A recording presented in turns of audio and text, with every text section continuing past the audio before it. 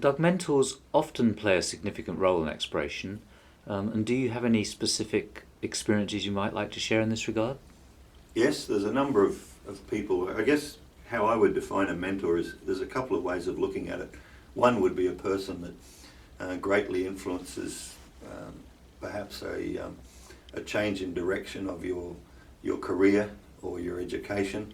The second one would be a longer term person who is perhaps more like a family figure.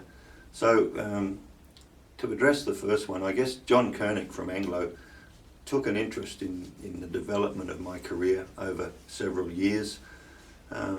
He assisted me greatly to organise my geotourism, and I received a huge benefit from that.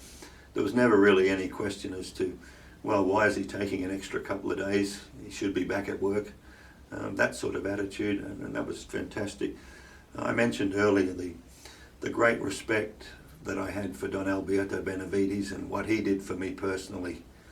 That was for me a unique experience and a tremendous influence on my career, in that he was a person who really took an interest in the younger generation, went out of his way to do everything he possibly could, and I think that kind of mentorship is something that is incredibly important.